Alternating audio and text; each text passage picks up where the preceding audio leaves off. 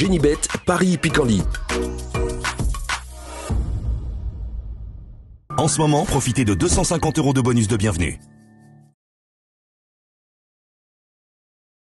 Bonjour à toutes et bonjour à tous, bienvenue sur canalturf.com. Nous allons évoquer le programme de ce mardi 22 octobre. Quintet plus top 5 Génibet sur les pronos Clairefontaine. Nous l'évoquerons dans la première partie de l'émission et dans la deuxième, j'aurai des coups de cœur et des informations à vous transmettre. Concernant ce quintet, le prix des équidés, je ferai confiance au numéro 3, Tiger Rock, un cheval qui avec seulement 3 courses au compteur fait partie des moins expérimentés de la course et pourtant, je pense capable de s'illustrer en pareille société, lui qui reste sur une bonne 3e place à cran. Il débute dans les handicaps avec des ambitions. Je lui poserai le numéro 13, Dishing Dragon, qui affiche 4 podiums en autant de courses courues. Et le cheval avait bien fini à l'occasion de sa prestation à cran pour ses débuts dans les handicaps. Ce numéro 13 me semble en mesure de bien faire. Tout comme le 14, Lily Lux, qui est une pouliche régulière, et qui a terminé 2e à cran le 23 septembre, course dans laquelle elle devançait notamment le numéro 13, Dishing Dragons.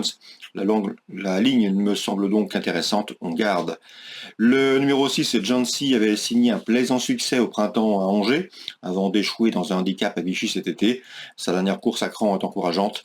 Je pense que ce numéro 6, John C. a également les moyens de bien faire à l'arrivée de ce quintet plus top 5 Génibet.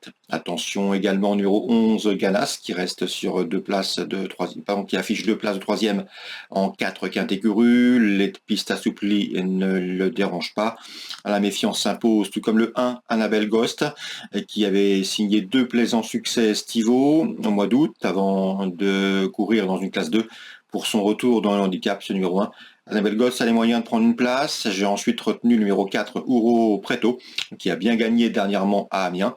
Le cheval abordera la distance des 2400 mètres pour la première fois de sa carrière.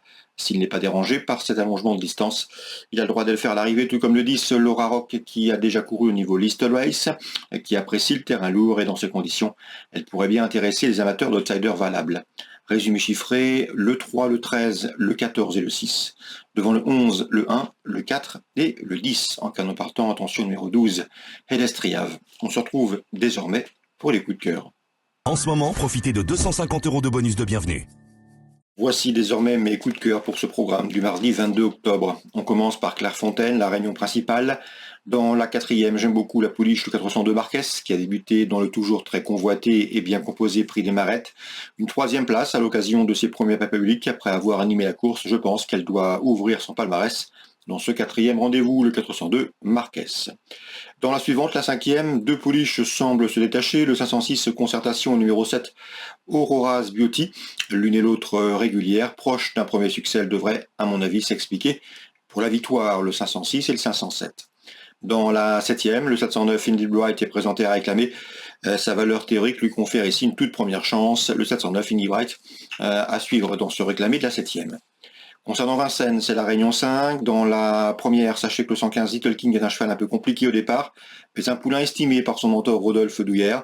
Si le cheval s'élance sur la bonne jambe, c'est là que le bas blesse pour lui.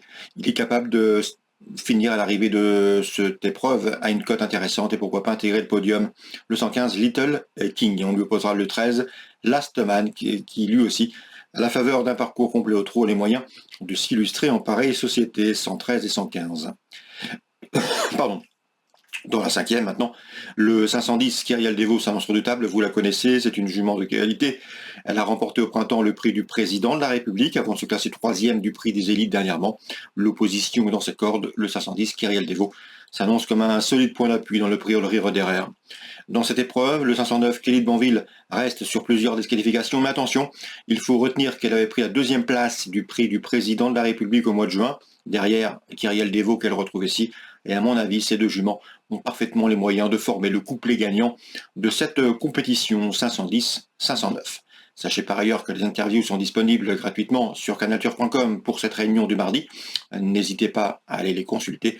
N'hésitez pas non plus à liker ce programme s'il vous donne satisfaction. Excellente journée à tous et à demain. Génibet, Paris-Picardie. En ce moment, profitez de 250 € de bonus de bienvenue.